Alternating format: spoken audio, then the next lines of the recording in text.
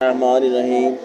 اور جو لوگ اللہ تعالیٰ کے معاہدے کو اس کی پختگی کے بعد توڑتے ہیں اور اللہ تعالیٰ نے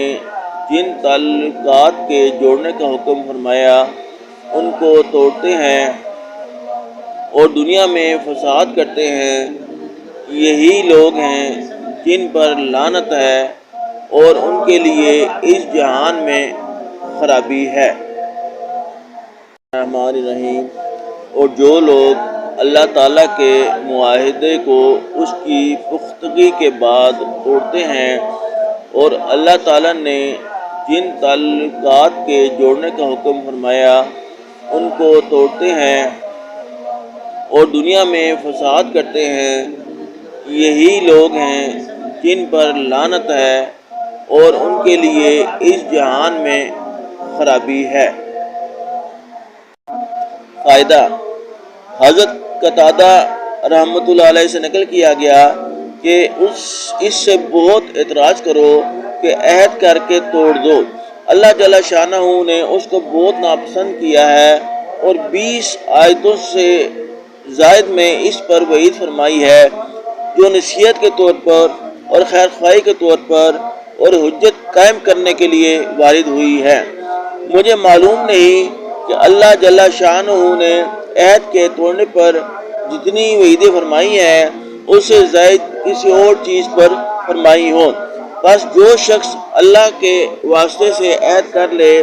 اس کو ضرور پورا کرے۔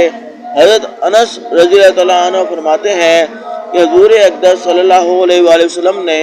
خطبہ میں فرمایا کہ جو شخص امانت کو ادا نہ کرے اس کا ایمان ہی نہیں، اور جو عہد کو پورا نہ کرے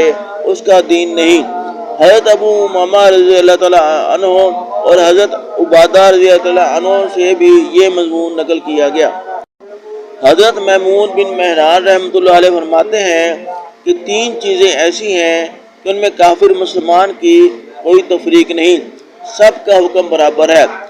اول، جس سے معاہدہ کیا جائے اس کو پورا کیا جائے، چاہے وہ معاہدہ کافر سے کیا ہو یا مسلمان سے، اس لیے کہ عہد حقیقت میں اللہ تعالیٰ سے ہے۔ دوسرے، جس سے رشتہ کا تعلق ہو اس کی صلہ رحمی کی جائے، چاہے وہ رشتہ دار مسلمان ہو یا کافر۔ تیسرے، جو شخص امانت رکھوائے اس کی امانت واپس کی جائے، چاہے امانت رکھوانے والا مسلمان ہو یا کافر ہو۔ حضرت سلمان رضی اللہ عنہ حضور اقدس صلی اللہ علیہ وآلہ وسلم کا پاک ارشاد نقل کرتے ہیں کہ جس وقت کہ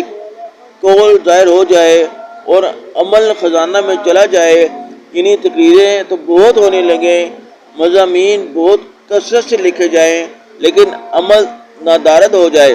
گویا مکفل رکھا ہوا ہے، اور زبانی اتفاق تو آپس میں ہو جائے لیکن قلوب مختلف ہوں اور رشتہ دار آپس کے تعلقات توڑنے لگیں، تو اس وقت میں اللہ جل شانہ